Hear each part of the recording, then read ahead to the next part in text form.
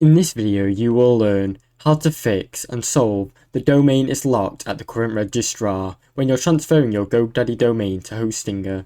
Log into your GoDaddy account, access your GoDaddy account where your domain is currently registered to. Go to your domain settings, select the domain you want to transfer and open its settings page. Unlock your domain, find the domain lock section and switch it off to allow transfers. Disable privacy protection if it's enabled. Turn off domain privacy to make sure Hostinger can verify your ownership. Get authorizational code. Request a transfer code from GoDaddy. It will be emailed to your registered email address. Start the transfer in Hostinger. Go to your Hostinger account and begin the domain transfer by entering the transfer code and completing the payment to finalize the process. Now you know. Now you know how to solve domain is locked at current registrar. Thanks for watching. Don't forget to like and subscribe.